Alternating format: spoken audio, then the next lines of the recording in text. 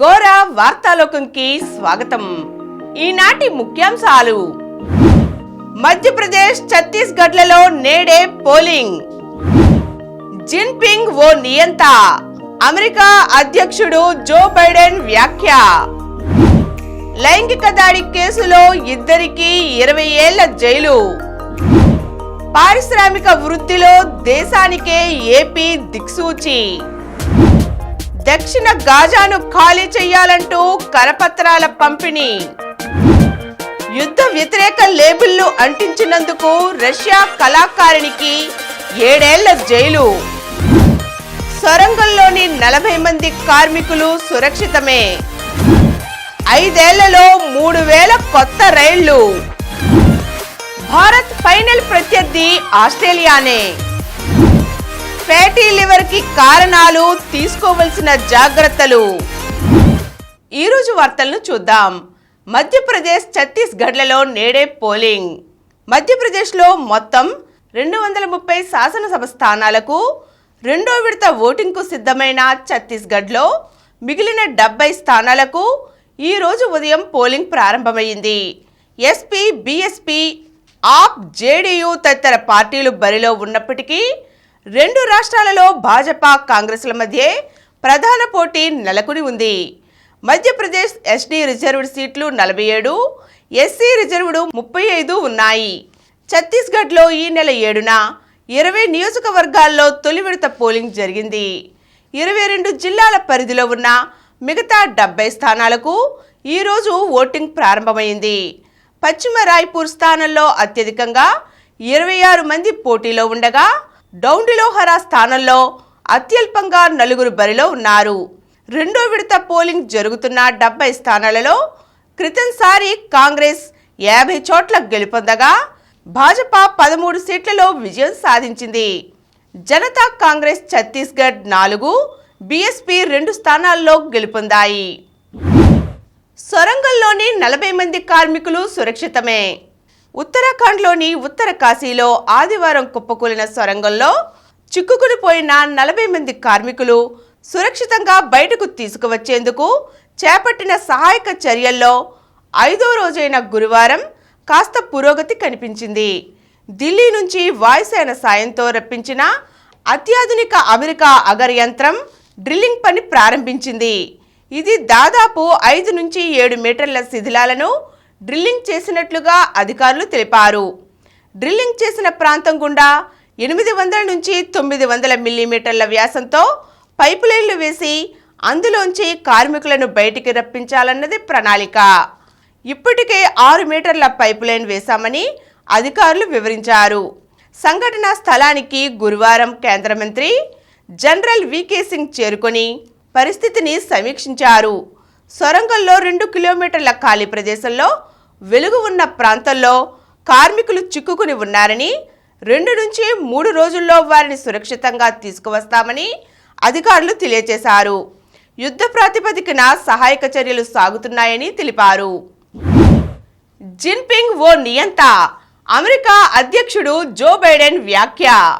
America, చైనాల మధ్య అత్యున్నత స్థాయి సైనిక సంప్రదింపుల ప్రక్రియను పునరుద్ధరించాలని అధ్యక్షులు జో బైడెన్, షీ జిన్పింగ్ నిర్ణయించారు.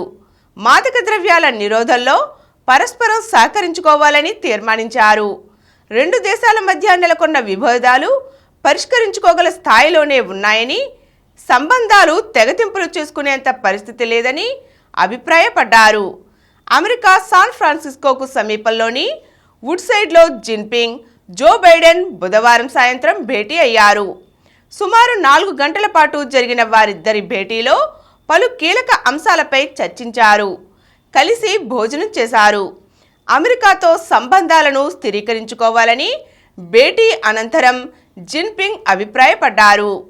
చైనా అధ్యక్షుడు షీ జిన్పింగ్ నియంతే అని తాను ఇప్పటికీ విశ్వసిస్తున్నానని అమెరికా అధ్యక్షుడు జో బైడెన్ వ్యాఖ్యానించారు. వీరిద్దరూ బుధవారం సాయంత్రం భేటీ అయిన తరువాత బైడెన్ ఈ వ్యాఖ్యలు చేయడం గమనార్హం.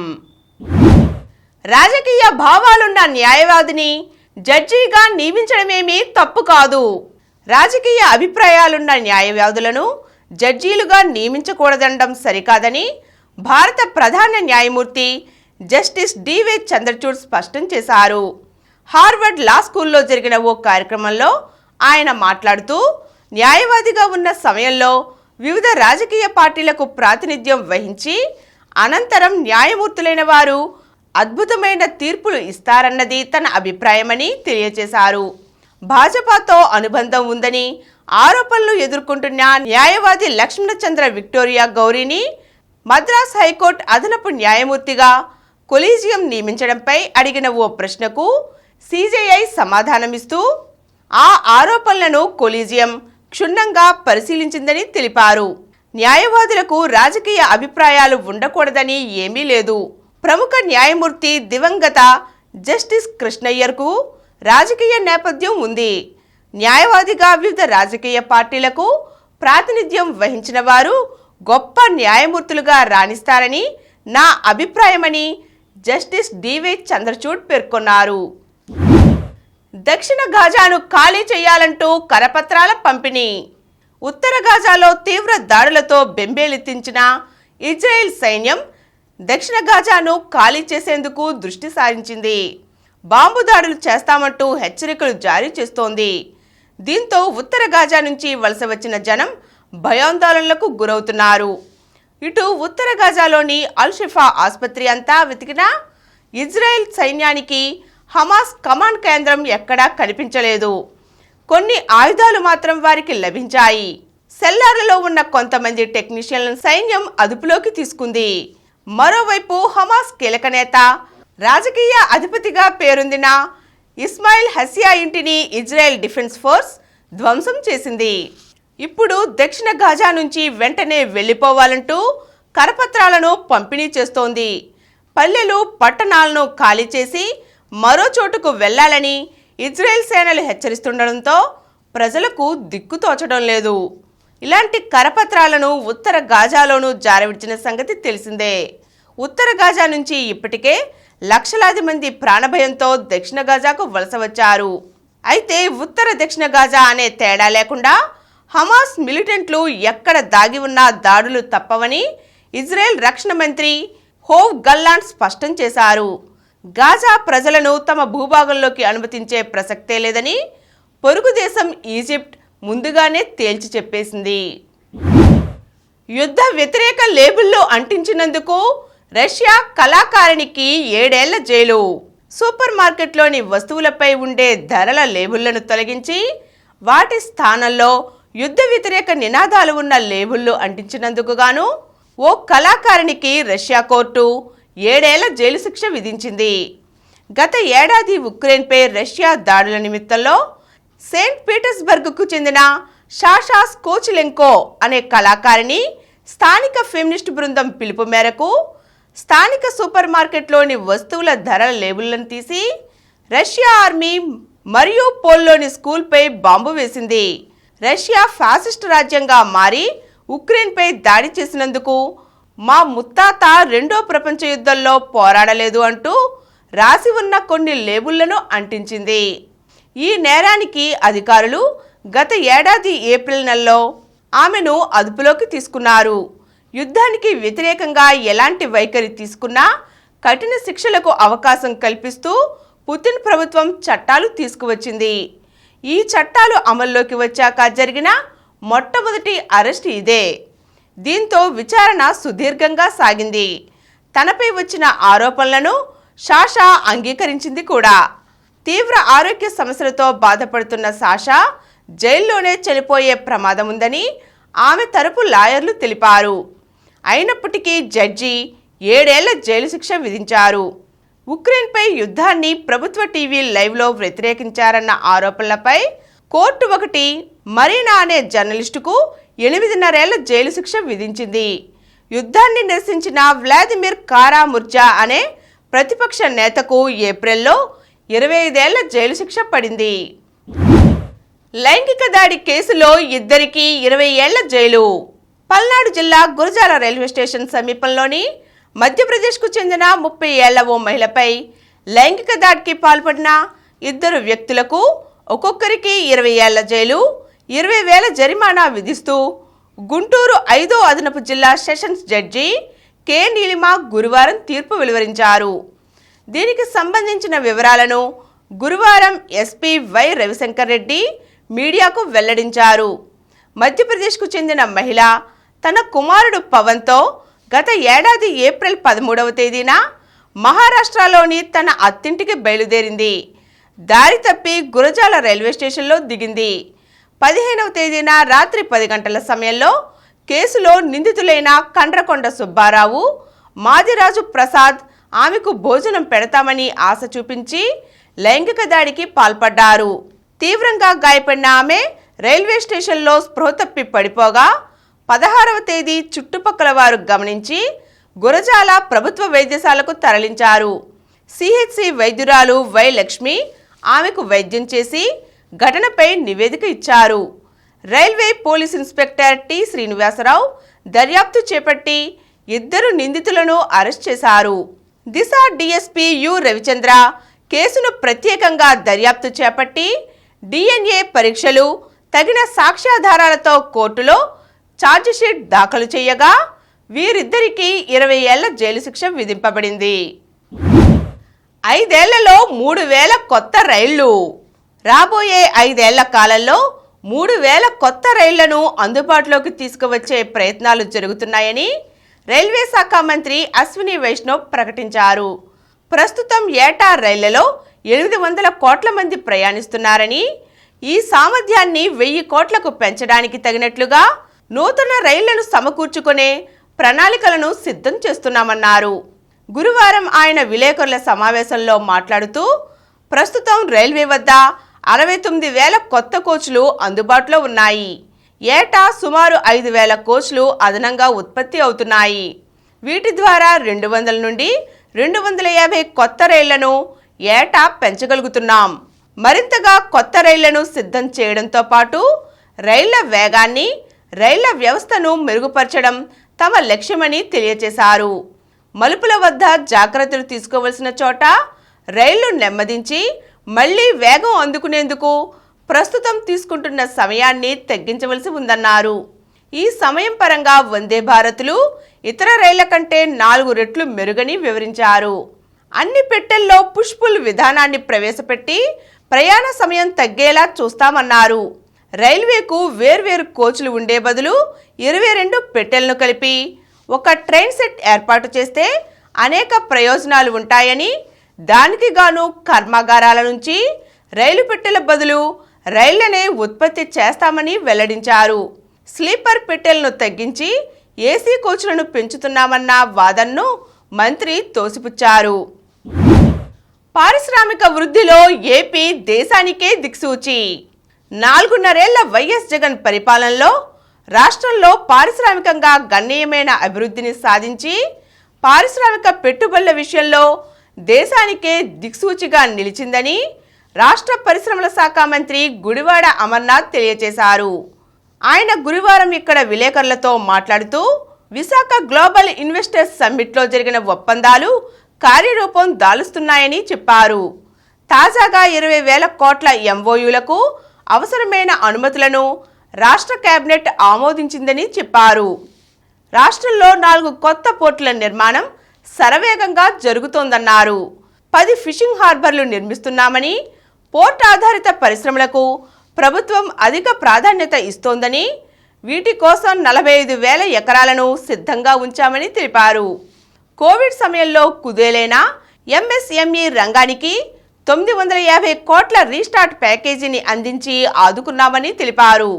గత ఏడాదిలో MSME రంగానికి ఇవ్వాల్సిన 2,000 కోట్ల ఇన్సెంటివ్స్ చెల్లించడానికి కూడా సిద్ధంగా ఉన్నామన్నారు. భారత్ ఫైనల్ ప్రత్యర్థి ఆస్ట్రేలియానే. వన్డే ప్రపంచ కప్ ఫైనల్లో మన ప్రత్యర్థి దక్షిణాఫ్రికా అయితే బాగుంటుందని ఆశ. కానీ సామర్థ్యం ప్రకారం చూస్తే ఆస్ట్రేలియాయే అవుతుందని అంచనా. చివరికి అంచనాయే నిజమైంది. ప్రపంచ కప్లో ఘనమైన రికార్డున్న ఆస్ట్రేలియాతోనే ఆదివారం కప్పు కోసం కోట్లాడబోతోంది భారత్ సేన. అంచనాలను నిలబెట్టుకుంటూ నిలకడను కొనసాగిస్తూ కంగారూ జట్టు 8వసారి ప్రపంచ కప్ ఫైనల్లో అడుగుపెట్టింది. మ్యాచ్ను పేలవంగా ఆరంభించడంతోనే ఓటమి ఖాయం చేసుకున్నట్లుగా కనిపించిన సఫారీ జట్టు ఆ తరువాత పుంజుకొని గొప్పగానే పోరాడినా చివరికి పరాజయం వైపే నిలవవలసి వచ్చింది. ట్రావిస్ హెడ్ ఆల్రౌండ్ ప్రదర్శనతో సెమీస్ హీరోగా నిలిచాడు. 2023 వన్డే ప్రపంచ కప్ను సాధించడానికి ఇక రోహిత్ సేన కష్టపడవలసిందే. 5 సార్లు ఛాంపియన్ 2003లో టీమిండియాకు పీడకలను మిగిల్చిన ఆస్ట్రేలియానే మరోసారి మన ఫైనల్ ప్రత్యర్థి కానుంది. గురువారం ఈడెన్ గార్డెన్స్లో ఆసక్తికరంగా సాగిన సెమీఫైనల్లో కంగారూ జట్టు 3 వికెట్ల తేడాతో దక్షిణాఫ్రికాను చిత్తు చేసింది. ఫ్యాటీ లివర్కి కారణాలు, తీసుకోవలసిన జాగ్రత్తలు. కాలేయ సమస్యలతో బాధపడుతున్న వారి సంఖ్య ఇటీవల పెరుగుతోంది. నగరంలోని ప్రభుత్వ, ప్రైవేట్ ఆసుపత్రులకు కాలేయ రోగులు నిత్యం క్యూ కడుతున్నారు. వారికి లివర్ సిరోసిస్ కేసులు కూడా ఉంటున్నాయని వైద్యులు చెబుతున్నారు. ఆహారపు అలవాట్ల కారణంగా ప్రతి 100 మందిలో 60 మందికి ఫ్యాటీ లివర్ ఉంటుండగా 15% మందిలో గాల్ బ్లాడర్లో రాళ్లు ఉంటున్నట్లుగా వైద్యులు చెబుతున్నారు. లివర్ సిరోసిస్కు గురైన వారిలో ఆల్కహాల్ తాగేవారితో పాటు ఆల్కహాల్ తాగని వారు సైతం ఆ వ్యాధికి గురవడం ఆందోళన కలిగిస్తుందన్నారు. లివర్ సమస్యలు ఎక్కువగా మధుమేహులు, హైపోథైరాయిడ్ ఉన్నవారు, హెపటైటిస్ సి, రక్తంలో కొలెస్ట్రాల్ స్థాయిలు అబ్నార్మల్గా ఉన్నవారిలో వస్తున్నాయి. ఫ్యాటీ లివర్ కామన్గా భావించి అశ్రద్ధ చేస్తుండడంతో అది కాస్త సిరోసిస్కు దారితీస్తోంది. Fatty liver grade 1, grade 2, grade 3లో దుష్ఫలితాలు లేకుండా చూడవచ్చునని, కానీ సిరోసిస్కు దారితీస్తే లివర్ గట్టిపడి వెనక్కి వచ్చే పరిస్థితి ఉండదని, లివర్ ఫంక్షన్లో తేడా వస్తుందని వైద్యులు హెచ్చరిస్తున్నారు. ఆ పరిస్థితుల్లో లివర్ ట్రాన్స్ప్లాంటేషన్ చేయడం ఒక్కటే మార్గమట. శారీరక శ్రమ లేని జీవన విధానానికి ప్రతి ఒక్కరూ అలవాటు పడ్డారు. దానికి తోడు ఫ్యాట్ ఎక్కువగా ఉన్న జంక్ ఫుడ్స్ తింటున్నారు. దీంతో శరీరంలో కొలెస్ట్రాల్ స్థాయిలు విపరీతంగా పెరిగి లివర్పై ప్రభావం చూపుతున్నాయి. 40 ఏళ్లు దాటిన వారు ప్రతి ఏటా liver function test, cholesterol levels, thyroid, sugar పరీక్షలతో పాటుగా అల్ట్రాసౌండ్ స్కానింగ్ కూడా చేయించుకుంటే మంచిది. ఇప్పుడు లివర్ పనితీరును ఖచ్చితంగా నిర్ధారించేందుకు ఫైబ్రోస్కాన్ అందుబాటులోకి వచ్చింది. ఆయా పరీక్షల ద్వారా వ్యాధి నిర్ధారించుకుని ముందు జాగ్రత్తలు తీసుకుంటే మేలని వైద్యులు సూచిస్తున్నారు. లివర్ వ్యాధులకు ప్రధాన కారణాలు: శ్రమలేని జీవన విధానం, ఆహారపు అలవాట్లు, పెరుగుతున్న మధుమేహులు, ఫాస్ట్ ఫుడ్ ఎక్కువగా తినడం, ఆల్కహాల్ వ్యసనం. ఇప్పుడు కొన్ని సంక్షిప్త వార్తలను చూద్దాం. 19న విజయవాడ మ్యారథాన్. విజయవాడ రన్నర్స్ ఆధ్వర్యంలో ఈ నెల 19న మ్యారథాన్ నిర్వహిస్తున్నట్లుగా నిర్వాహకుడు మణిదీపక్ తెలిపారు. మ్యారథాన్కు సంబంధించిన మెడల్స్, టీషర్ట్లను గురువారం ఆవిష్కరించారు. 19న ఎంబీవీకేలో చిత్రలేఖన పోటీలు. విద్యార్థుల్లో దాగున్న చిత్రలేఖన నైపుణ్యాన్ని వెలికితీసేందుకు ఫోరం ఫర్ ఆర్టిస్ట్స్ జాషువా సాంస్కృతిక వేదిక చేస్తున్న కృషి అభినందనీయమని కలెక్టర్ ఎస్ ఢిల్లీరావు అన్నారు. ఫోరం ఫర్ ఆర్టిస్ట్స్ జాషువా సాంస్కృతిక వేదిక సంయుక్త ఆధ్వర్యంలో Spoorthi creative art school, art mate, Chitram art institute నిర్వహించే చిత్రకళా ప్రపూర్ణ నడిపల్లి సంజీవరావు స్మారక చిత్రలేఖన పోటీలకు సంబంధించిన పోస్టర్ను గురువారం కలెక్టర్ క్యాంప్ కార్యాలయంలో కలెక్టర్ ఆవిష్కరించారు.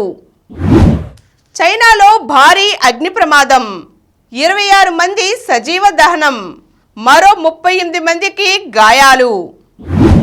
యూపీలో మరో రైలులో మంటలు. ఉత్తరప్రదేశ్లోని ఇటావా జిల్లాలో బుధవారం సాయంత్రం దర్భంగా స్పెషల్ ఎక్స్ప్రెస్ రైల్లో అగ్ని ప్రమాదం చోటు చేసుకున్న విషయం తెలిసిందే. కొద్ది గంటల వ్యవధిలోనే అదే జిల్లాలో మరో రైల్లో మంటలు చెలరేగాయి. ఢిల్లీ సహర్సా వైశాలి ఎక్స్ప్రెస్ రైలు S6 బోగీలో తెల్లవారుజామున 2:40 మంటలు మొదలైనట్లుగా ఇటావా ఎస్పీ సంజయ్ కుమార్ తెలియజేశారు. ఈ ఘటనలో 21 మంది ప్రయాణికులు గాయపడ్డారు. స్పెయిన్ ప్రధానిగా మళ్లీ పెడ్రో సాంచెజ్. మరోసారి స్పెయిన్ ప్రధాని పీఠాన్ని సోషలిస్ట్ పార్టీకి చెందిన పెడ్రో సాంచెజ్ అధిష్ఠించనున్నారు. గురువారం పార్లమెంట్లో జరిగిన ఓటింగ్లో 350 మందికి గాను 179 మంది ఎంపీలు ఆయనకు మద్దతు తెలిపారు. భారత్ ఆతిథ్యంలో ఆస్ట్రేలియా మూడోసారి. భారత్లో 4వసారి ప్రపంచ కప్ టోర్నీ ఆడుతున్న ఆసీస్ ఫైనల్కు చేరడం ఇది మూడోసారి. 20 ఏళ్ల తరువాత భారత్ ఆస్ట్రేలియా ఫైనల్లో తలపడబోతున్నాయి. 2003 కప్ తుదిపోరులో పాంటింగ్ సారథ్యంలోని ఆసీస్ చేతిలో గంగూలీ కెప్టెన్సీలోని భారత్ ఓడిపోయింది. సౌరవ్ పరాజయం. సింగపూర్ ఓపెన్ అంతర్జాతీయ స్క్వాష్ టోర్నమెంట్ నుంచి భారత స్టార్ సౌరవ్ ఘోషాల్ నిష్క్రమించాడు. సింగపూర్లో గురువారం జరిగిన పురుషుల సింగిల్స్ 2వ రౌండ్ మ్యాచ్లో సౌరవ్ 4వ సీడ్ ముస్తఫా అసల్ చేతిలో ఓడిపోయాడు. గెలిచి నిలిచిన బోపన్న జోడీ.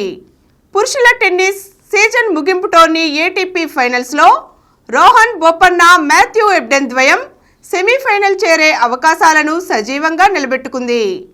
బుధవారం జరిగిన రెడ్ గ్రూప్ 2వ లీగ్ మ్యాచ్లో బోపన్న ఎబ్డెన్ ద్వయం 6-4, 6-4తో గెలిచింది.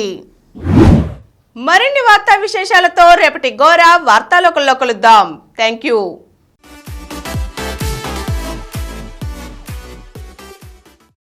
ప్రతిరోజు వార్తా విశేషాల కోసం అనతి కాలంలోనే 20 కోట్ల వ్యూస్ కు చేరువలో ఉన్న డాక్టర్ సమరం మల్టీ ఛానల్ నెట్వర్క్ సమర్పించు గోరా వార్తాలోకంకు సబ్స్క్రైబ్ చేయండి, లైక్ చేయండి, మీ ఫ్రెండ్స్ కి షేర్ చేయండి.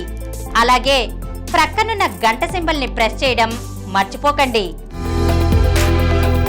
Please download Samaram multi-channel app and watch your favorite channels from your mobile. App available on Google Play Store and subscribe to the channels.